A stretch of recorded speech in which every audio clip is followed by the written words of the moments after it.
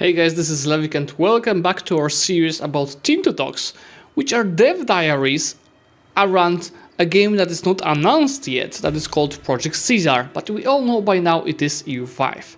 Today we're gonna focus on a completely new feature to EU saga that is called the Cabinet. But also besides that, I will show you new maps for Italy and a lot of updates to Iberian map based on your feedback. So what the hell is a cabinet? It's a core functionality in-game, as you see here, that is covering areas which in previous games have been handled by envoys or mana, or may not have scaled nicely. The cabinet in Project Ceasar is a core part of many aspects of the game. So last week we talked about characters and we inferred roles like generals, admirals, rurals and regents. We also mentioned two roles we're not ready to talk about yet.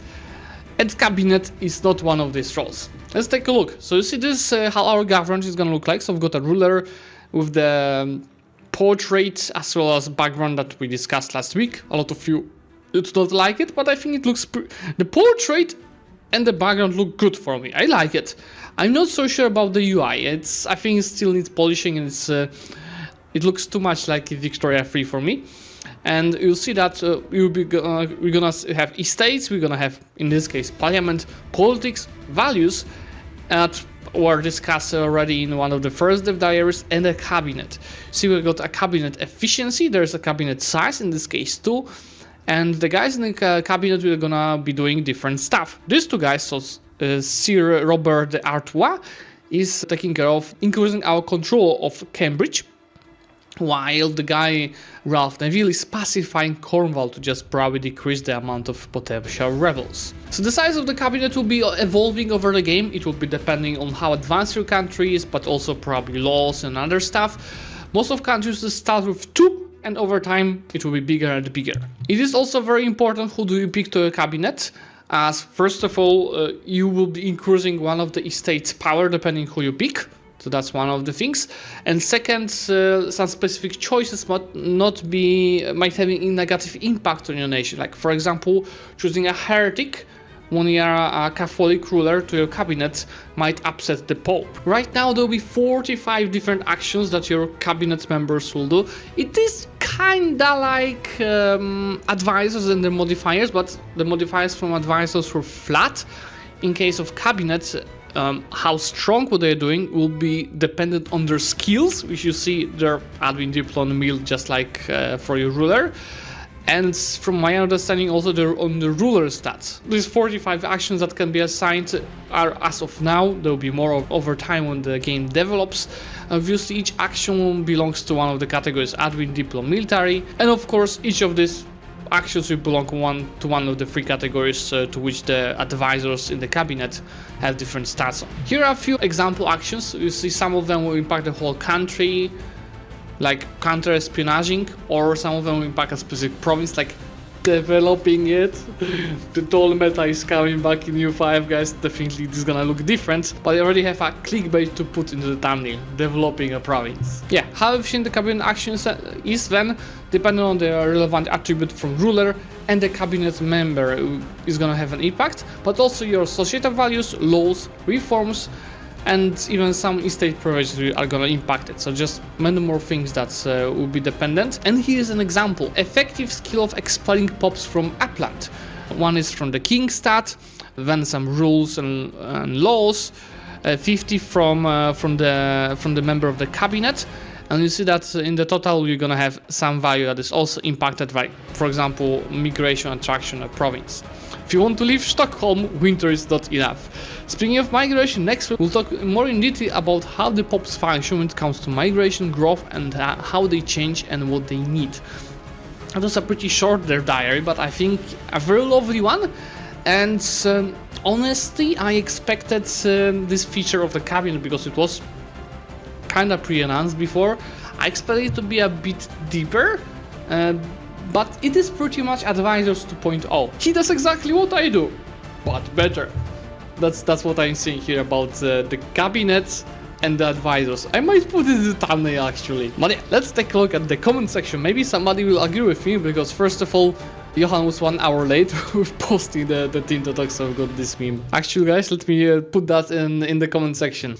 He does exactly what I do, but better. There it is, I call it art. Okay, with the meme posted, we can go to the actual comment section. The maximum size of the cabinet that the team is currently aiming for is between 8 and 10. The AI doesn't have to be good at this, but please tell me we can automate this. No, this is not automated. Do you automate advisors in your EU4 gameplay? Like, you cannot automate everything. Trade is understandable, but this? Again, I ask, will there be an option to hide characters?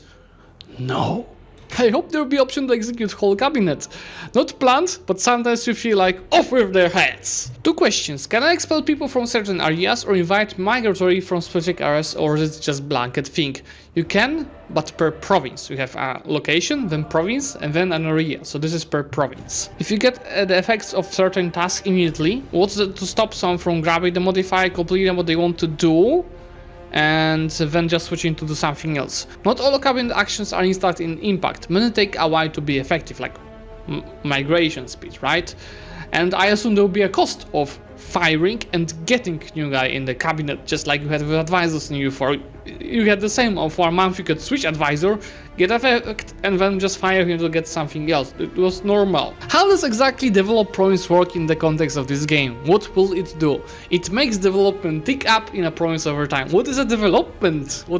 How development works in EU5? Yes, it costs gold to assign new character, and it costs stability to replace it. So it's even harder and like even more impactful than in EU4. 45 cabinet actions is allowed to do. Can each cabinet member work on multiple actions at once? Not all are things you would pick, and over 50% will not see as there are tag, culture, reform, and religious specific. So you have like 20 that are for everyone, and then depending on what country, culture, religion you're playing, you might have extra. Will there be Tito talks about parliament? Damn yeah. Is the 8 the number of members your dynasty currently alive? Let's take a look. Where's the 8 number? It is here, next to a child. People are looking in the UI much closer. 8 is how many eligible characters that can inherit the throne with the current inheritance laws. That's pretty interesting. We've got many other stuff here, like this can specify it's probably a kingdom or is it an empire, etc. Here, these are probably also very important. Obviously the region, your flag, probably even the crown might be telling you something. It's just me or Tinto Talks are getting progressively shorter each week. I thought the bigger screenshot would hold lots of you to analyze and find out from. Exactly, that's what we are talking about. And the question here, like how the cabinet works, is enforced and somebody has to be in the cabinet. And Johan saying it's 99% of the cases players' choices, like with advisors, and just some events might ask you to change them depending on that event. I like the mechanics. I hate the UI. Hope it's still a placeholder, right? That's maybe not hate, but I'm not a big fan of this UI. This is the style we are going with, a classic style of graphics, but made so that they can scale nicely. Hopefully the colors will just not be so grim. So am I understanding this right? We will only be able to improve relations with a maximum of 2 countries at once at the start of the game. No, that depends on the size of your diplomatic corps. So there will be something like diplomatic corps in game, and if you are using a cabinet on this, you'll be just more efficient. What is development? How does it work? Can talk about it in yet, or we have to wait? I'll talk more about it in detail, but development is a value of allocation between 0 and 100% that can increase over time if you build buildings and have high prosperity on location. Venice is like 40% at the start of the game, while Isianfur is at 1%. So it sounds more like civilization level in Imperator Rome, doesn't it? Can we help cabinet members to get better at their job? Like you can promote advisors in EU4. No, it's not an RPG. Expel pop-ups is to make people move away from one province to the others. Can the cabinet stop you from doing things you want to do, like Conclave, the best CK2 DLC, or perhaps affect negatively your goals in some way? No, this is not Crusader Kings, so and another thing that when they announce characters, oh, I don't want this, I hate this is CK. No, this is not CK, it's just, as my meme, it's advisors, not better. Interestingly, there will be a position of a head of a cabinet, that will be a title, and that character will get plus 25 efficiency on his actions. This costs money, and while making the estate he belongs to more happy, it empowers them. Will it cost monthly gold to maintain these characters in the cabinet? No, it is implying the cost of card. So actually it will cost because you pay for the card. And will their cost depend on the agent skill? No. Can all cabinet members perform all actions, or do they need a certain amount of the corresponding points? Yes, at the moment, but in theory it can be limited. A bit worried about the balance. How do you prevent snowballing if you keep adding cabinet members as the game progresses and you're already becoming more powerful? Those modifiers seem very, very powerful. You don't get more for being a bigger country, just for advancing your country. And a bigger country might have more issues advancing, because you have low control of your territories. What does development mean in EU5 population, since development was sort of seen as a population in EU4? All infrastructure that supports population. I think that's a good explanation. And yeah, this is it for the comment section. Let's jump now into maps of Italy. I'm not a specialist of Italy, although I like this region, and that's why I'm gonna just focus on general content of this dev diary, where, well, first of all, remember guys, this is all early stage, and if you have any feedback, and most importantly feedback with historical sources that will tell them this is wrong for 1337, share it in that thread with them and they're gonna make adjustments. And they do make adjustments, which you will see in a second in this Iberia changes that they implemented. So see, this is the Politica map model at the start of the game. From the comments that they are sharing below, the strongest country in that region is Naples, and it's also the richest, which is south is richer than the north according to them in 1337, which is much different than in the later stages of history and nowadays. And now Naples is having a personal union with Provence. They're also leading some small countries in the north, and is being led by Robert I. Now Naples is being closely allied with Pope that is based in Avignon and that wants to reclaim Rome, and they together create a Guelphs faction that is part of a situation that will be in the beginning of EU4 in Italy.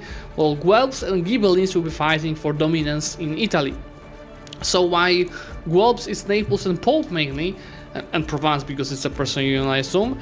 On the other side we've got Ghibellines, and Ghibellines are being led probably by second strongest country in Italy, which is Milan, that is also being supported by Verona, Genoa and some other minors. It's also worth noting that some countries will be neutral, like Siena or Venice, but both sides can try encourage them to join their faction, and this is gonna be part of the very dynamic gameplay in that region. On top of that, there's one power that is trying to get into Italy that is worth mentioning. It's Aragon, with some possessions in Sardinia, and also ruling over Sicily over here in the island. Here's the map of the situation. We'll see the orange guys are the Ghibellines. There's Upper Bavaria on their side as well. While the guys that are a bit lighter, these are Guelphs. And it's the diplomatic map that includes Provence, because it's a subject, so it's not included here, I assume. Dynasties map boats, nothing interesting. We already did see that in the previous week's dev diary. Locations, and it's a crazy amount of them. Even the amount of the provinces is big. It's really comparable to the amount of provinces in EU4, but on top of that, we've got locations. And they mention here that they made a decision for now to make Venice an island like they did in the other grand strategy games, and they're looking for feedback. Do we like it? Because in general, these islands are super huge in the map compared to reality, so they thought like it doesn't make much sense. They prefer to make it a lagoon instead. Just leave your feedback, guys. Then we've got terrain, so it's mostly Mediterranean in the south and subtropical continent in the north. We've got plenty of mountains on the north, a bit all over Italy, a lot of hills and flatlands. We've got spirited farmlands, grasslands, forests, etc. And finally we've got the cultures. You see there are a lot of strife because they work on this already. And they noted that two cultures that are major minorities in a lot of provinces are, first of all, Italki Jews, and then Greeks and Albanians in the south. Nothing really interesting in the religions, just a lot of Italki Jews again being all over the place, and Orthodox Greeks.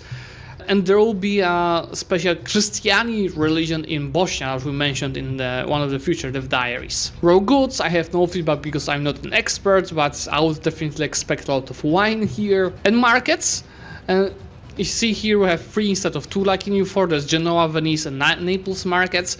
Obviously they work much different compared to EU4, And they mentioned here in the comment section that, you know, they're not like pre-assigning provinces to specific markets in the script. It's not pre-scripted, but based on the mechanics and the balances that they create, and, you know, mainly access of a specific location to a market, they're gonna automatically in 1337 assign specific locations to specific markets. So technically it's not scripted, but depending how they build the balance, it is scripted. Population, we've got 2 million people in Naples, 900,000 in Pope, 1 million almost in Milan, 700,000 in Sicily. Interestingly, this is Rome location, only 70,000 people live there at that time, which is from my memory expected because Rome was a shithole in 14th and 15th century. It just started coming back to its glory. It never did, but getting more rich and more well known, mostly for Renaissance and other stuff in the future. Oh yeah, there are around 10 million population in the Italy regions as of now,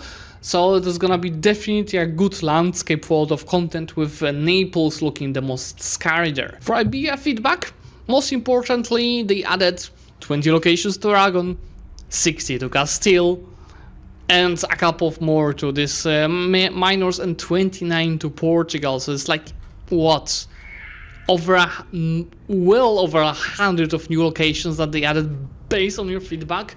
More wastelands, and also changes to culture, religion, raw goods, and the other map modes that you will see below. I will not go deep into that because I know you're not that much interested, but I just wanted to mark it to guys. Again, what I said before, your feedback matters, and they do want to make this game as good and as historically accurate as possible. So I'm really looking forward how they're gonna adjust the map of Poland and the other nations in Central Europe. But yeah guys, for today this is gonna be all.